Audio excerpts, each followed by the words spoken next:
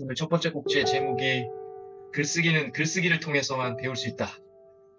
네, 뭐 아주 뭐 글쓰기뿐만이 아니라 모든 행위에 해당되는 거겠죠. 자전거는 자전거를 타야 배울 수 있고, 근육을 늘리려면 역기를 들어야 근육이 늘어나는 거고, 관련 책을 아무리 본다고 해서 근육이 늘어나진 않죠. 네, 그런 얘기로 시작을 합니다. 네, 오늘 63페이지부터 73페이지 벌써 6주차 독서 모임이고요. 63페이지에 뭐 페이지 수는 좀 오류가 있겠지만 이 제목만 보시면 글쓰기는 글쓰기를 통해서 배울 수 있다. 우리의 잠재력은 지구 표면 밑에 있는 보이지 않는 지하 수면과 같습니다. 누구라도 이 지하 수면에 가 닿을 수 있다. 글쓰기 훈련을 계속하라. 자신의 목소리를 믿게 되었을 때 그 목소리가 이끄는 곳으로 곧장 나아가라. 나탈리는 이 책 전반적으로 이야기하는 게 자신의 목소리를 믿으라는 거. 그래야 우리 지구 표면 밑에 지하 수면에 닿을 수 있다. 계속 써야만이 닿을 수 있다. 그래야 또 자신의 목소리를 믿게 된다라는 얘기를 계속 각 꼭지꼭지마다 반복을 하고 있죠. 자신의 목소리를 믿는다는 건 정말 제가 봐도 엄청 쉬운 일은 아니죠. 자기 목소리에 확신을 가진다는 거는 자신감도 있지만 자신감은 어디서 생겨날까요? 뭔가 조그마한 성취든 뭔가에 자신이 결과물이 계속 나왔을 때 자신의 또 목소리를 믿게 되죠.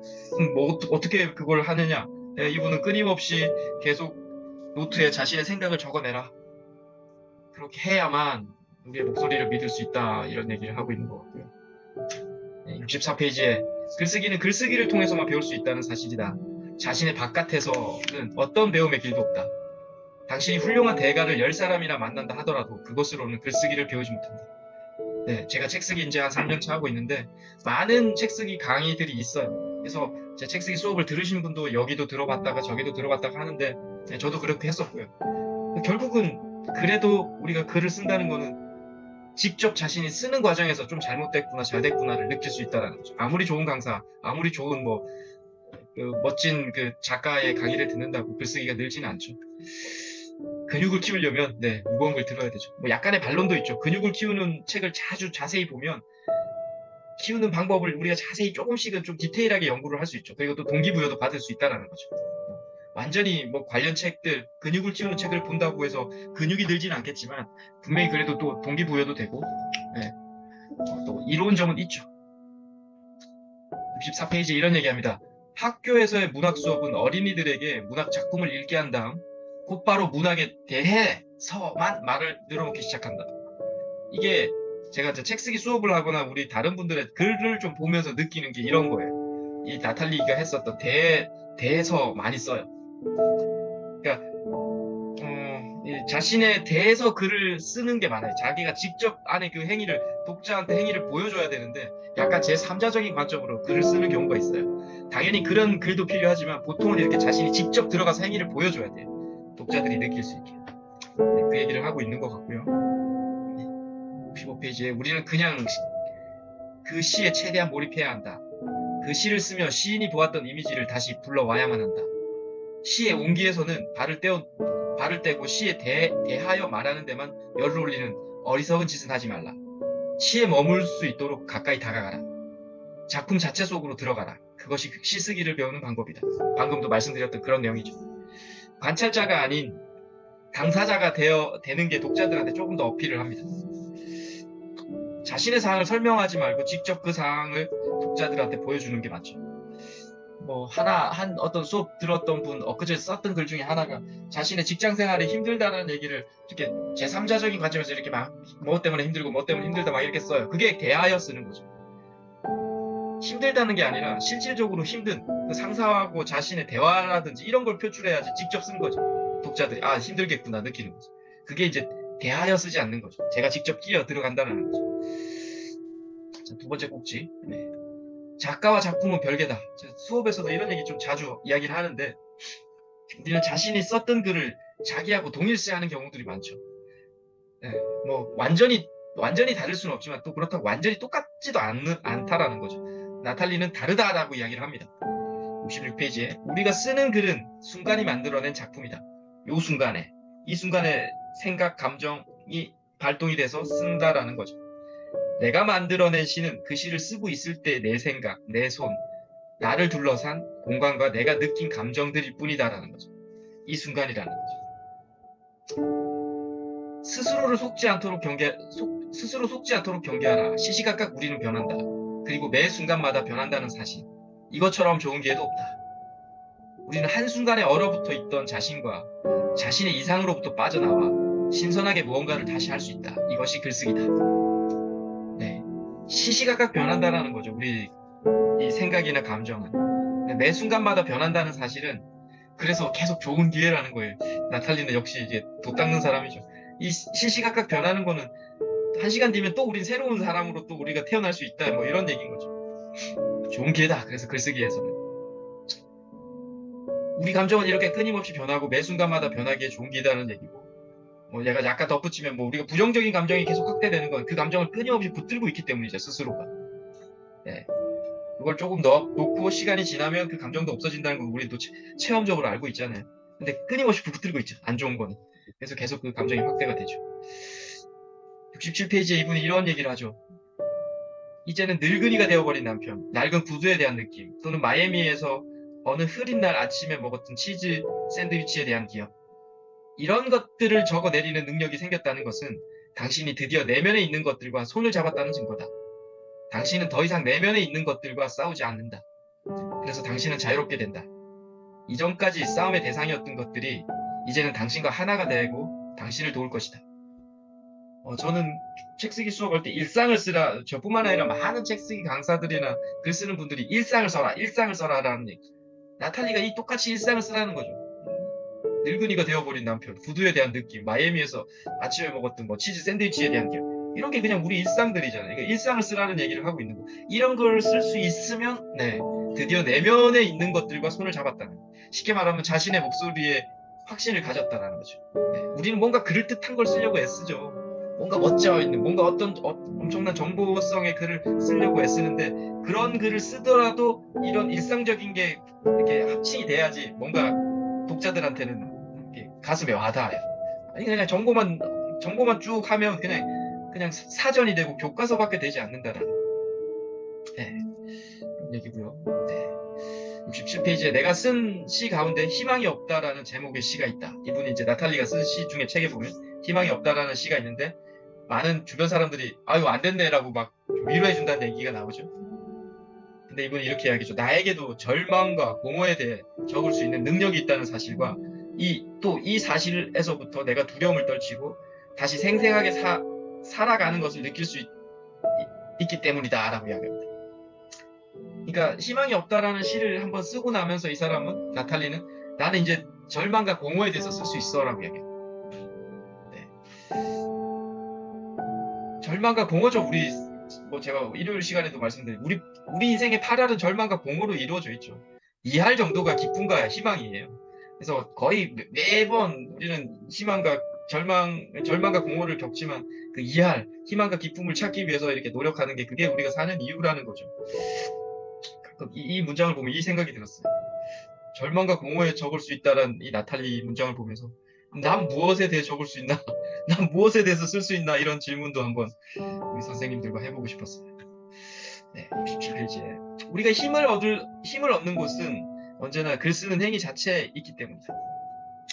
보통 우리가 뭔가 글을 쓰고 어떤 대상에 대해서 쓰는 걸로 힘을 얻는 것 같지만 나탈리는 이렇게 말하는 쓰는 행위 자체에서 힘을 얻는다는 거예요. 뭘 쓰는 게 중요한 게 아니라 쓰는 행위 자체에서 힘을 얻는다. 그래서 글의 내용은 자신을 떠나고 남은 것은 글 쓰는 행위 자체라는 의미다라는 거고요. 그래서 우리는 좋은 시를 쓰고 그 시에서 떠나야 되고 당신이 쓴 시를 세상 사람들이 읽게 만들고 당신은 또 계속 또 다른 시를 쓰는 거다라는 거죠. 또 이 68페이지에 그 어떤 첫 시집을 냈는데 베셀이 나온 어떤 감독의 이야기가 좀 잠깐 나오죠. 이분을 6년 뒤에 만났는데도 똑같이 자기 쓴 시를 베셀이 되놓으니까 그 시를 계속 또 다른 곳에서 또 낭독하고 있더라. 쉽게 말하면 우리 강사시장이라면 같은 강의를 계속 하고 있는 거 뭐 이런 얘기인 거죠. 그러면서 열정, 긴장감 사라지고 상상력이 마비되고 다른 사람들을 필요 이상으로 의식하는 일은 고통스럽다 이런 얘기가 나오더라는 거죠. 그래서 진짜 인생은 글 쓰는 행위에 있는 것이지 같은 작품을 몇 년 동안 되풀이해서 읽고 또 읽는 것에 있지 않다라. 네. 쓰는 행위에서 우리는 풍요로움을 느낄 수 있다라는 얘기. 네. 우리는 만고불변의 형태로 존재할 수 없다. 시 한 줄 속에 처박혀 있어도 영원히 만족할 수 있는 영구불변의 진실이란 없다. 네. 만고불변은 없잖아요. 큰 바위도 조금씩 안에서 변화가 생겨나고 있잖아요. 네. 시에 들어가 있는 단어는 당신이 아니다. 당신 몸을 빌어 밖으로 표출되었던 위대한 순간이다. 그 순간을 잡아내 글로 옮길 수 있도록 항상 깨어있는 것이 작가가 할 일이다. 표현이 너무 멋있죠. 당신 몸을 빌어 밖으로 표출되었던 위대한 순간이다. 네, 아까 처음에 말했던 것처럼 이 순간에 느꼈던 생각, 감정을 탁 표현하는 게 그리고 시라는 거죠.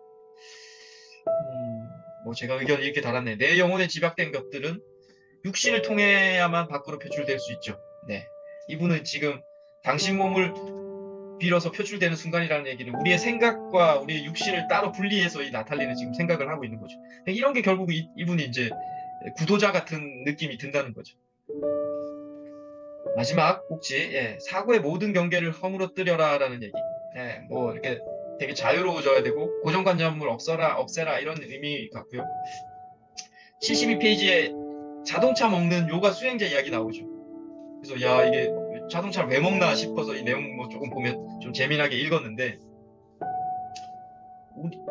우리는 왜라고 끊임없이 묻거나 옷을 고를 때처럼 신경을 곤두세우는 대신 우리 마음은 모든 것을 개걸스럽게 먹어치울 정도로 열려 있어야 한다. 결국은 글을 쓰시는 분들이나 창작을 하시는 분들은 이렇게 논리적인 게임으로 시작을 하면 안 된다는 거예요. 다 그냥 받아들일 수 있어야 된다는 거죠. 이 자동차 먹는 어떤 요가 수행자처럼 자동차를 왜 먹냐, 이해도 안 되는 거고 논리도 없잖아요. 그러니까 그런 식으로 해야 우리의 창조성은 폭발한다라는 거죠. 개걸스럽게 먹어치울 정도로 열려 있어야지. 왜 그러니? 그게 논리에 맞니 안 맞니 이야기되면 창작이나 창의는 그냥 바로 묻힌다는 거예요. 71페이지에 이런 얘기 또 반복이 되죠. 이건 글을 쓰기에 좋고 적은 이야기거리가 못 된다는 식의 생각은 버려야 한다는 거예요. 작가는 두려움 없이 무조건 모든 것을 써낼 수 있는 용기가 있어야 한다는 거예요. 아까 말했던 치즈 샌드위치로 글을 쓸 수 있어야 되고 낡은 구두로도 글을 쓸 수 있어야 된다는 거죠. 이게 글쓰기에 좋은 소재가 아니라는 거죠. 좋은 소재라는 거죠. 두려움 없이 무조건 써낼 수 있어야 한다. 글쓰기와 인생 그리고 정신은 따로 존재하는 것이 아니다. 아무런 경계가 없다. 자동차를 먹는 사람을 창조해낼 정도로 생각을 자유롭게 하는 사람만이 개미를 코끼리로 만들고 남자를 여자로 바꿀 수 있다. 이런 사람만이 각각의 분리되어 있는 형태를 무너뜨리고 모든 형태 속에 이미 들어있는 공통된 무언가를 찾아내게 될 것이다.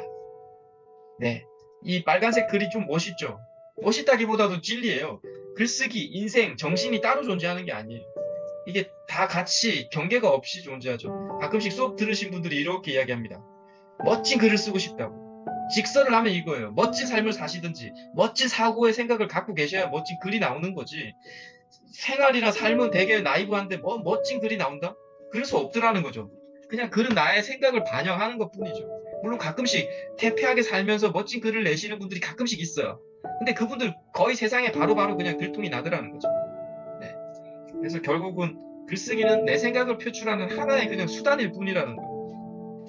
글쓰기, 인생, 정신은 따로 존재하지 않습니다. 그냥 경계 없이 그대로 들어가 있다. 이 내용은 결국은 은유하라는 얘기예요. 각각 분리되어 있는 형태를 무너뜨리고 그 형태 속에 공통된 무언가를 찾는 것. 글쓰기는 은유죠. A는 B다라는 거. 나는 스마트폰이다라고 하는 걸 찾을 수 있죠. 나는 왜 스마트폰이냐. 다 찾을 수 있다라는 거죠. 우리는 모든 것을 다 연결시킬 수 있다. 그래서 치즈 샌드위치와 엄청난 멋진 정보성의 글을 연결시킬 수 있어요. 공통된 무언가가 있으니까. 사유하면 다 나오죠. 71페이지에 은유는 논리나 지식의 영역이 아니라 그와는 완전히 다른 곳에서부터 비롯된다. 은유를 위해서는 사물을 바라보던 익숙한 시각에서 기꺼이 벗어나야 한다. 개미 한 마리와 코끼리 한 마리 안에서 공통된 무언가를 볼 수 있는 열린 시각을 가져야 하며 그것을 그리낌 없이 표현할 수 있는 용기를 지녀야 한다. 개미와 코끼리는 하나다라고 이야기할 수 있어야 된다는 거죠. 있죠. 개미와 코끼리가 같은 공통된 뭔가는 우리 찾을 수 있잖아요. 사유하면. 그런 얘기고. 여기서 은유를 위해서는 사물을 바라보던 익숙한 시각에서 벗어나야 되죠. A와 B를 연결시키려면 자신이 가지고 있는 일반적인 고정관념에서 벗어나야 되죠. 그래서 제가 이런 독서 모임을 하는 거죠. 한 문장을 하루 종일 생각해보라고 하는 게 제가 이 모임의 특징이잖아요. 짧은 몇 꼭지를 읽고 한번 생각해보자. 우리가 쓰려고 하는 한 문장이 있거나 한 소재가 있으면. 말씀드린 것처럼 파란색이라고 하면 우리는 파란색에 처음에 느끼는 건 한 대여섯 가지밖에 이미지가 안 떠오르시는 분이 있고 10가지가 떠오르는 분이 있어요. 근데 이 파란색을 하루 종일 생각하면 10가지가 아니라 20가지 이상의 이미지를 만들어낼 수 있어요, 우리는. 그러면 우리가 다른 시각에서 그 파란색을 볼 수 있는 거죠. 고정적 시각에서 벗어나는 거죠. 네, 그 얘기를 하는 거죠. 72페이지에 개미와 코끼리가 하나라고 믿지 못하면서 그런 글을 쓴다면 그것은 쓸데없는 헛소리에 불과하다. 사람들은 당신의 글을 신뢰하지 않을 것이며 감동하지도 않을 것이다. 그렇다면 어떻게 해야 하나? 우리 마음속에 은유의 세계가 자연스럽게 펼쳐질 수 있을까라고 질문해 주죠. 그래서 저도 보게 됐죠. 어떻게 하면 그럼 은유를 잘할 수 있을까라는 이분은 이제 답을 이렇게 내죠. 그저 평소의 사고방식에서 한 발 물러서서 머릿속을 지나가는 생각들을 계속 기록해보라. 이런 연습은 사고를 부드럽게 해줄 뿐 아니라 창조력을 키워준다. 자신의 생각이 이끄는 대로 따라가다 보면 어느 순간에 엄청난 도약을 하게 된다. 마음이 순식간에 위대한 도약을 할 수 있는 능력을 가지고 있다. 결국은 이분은 은유를 잘하려면 A와 B를 연결시키려면 뭐 해야 되냐? 한 발 물러서서 머릿속을 지나가는 생각을 계속 기록해라라는 얘기. 그래서 제가 볼 땐 계속 기록하는 것도 맞는데 계속 기록하다 보면 우리는 아까 제가 말씀드렸던 파란색이면 10가지 이미지를 놓을 수 있지만 계속 기록하거나 생각하다 보면 20가지 이미지를 만들어낼 수 있기 때문인 거죠. 네. 그러면 우리가 A와 B, 개미와 코끼리를 연결시킬 수 있다라는 거죠. 73페이지 마지막 장에 영감의 근원과 만물의 근원은 맞닿아 있기에 자연히 그것들은 공통적인 법칙과 본질을 반영할 수밖에 없다. 우리 모두는 서로 연결되어 있다. 은유는 이러한 진실을 반영한 것이기에 종교적이다. 네, 아주 뭐 충분히 동의되죠. 이런 영감의 근원과 만물의 근원은 맞닿아 있다는 얘기는 이거 약간 영성적인 얘기인 거잖아요. 영감의 근원이라는 게 우리가 딱 생각을 하거나 직감할 수 있을 때 그 시초하고 이 세상이 딱 태어났을 때 만물의 근원이라는 건 이 우주가 딱 태어났을 때의 그 근원은 동일하다라는 얘기를 지금 이분은 하고 계신 거죠. 그래서 본질을 그래서 다 같다. 그래서 다 연결되어 있다라는 얘기. 네. 영적인 영역에서 이런 얘기하죠.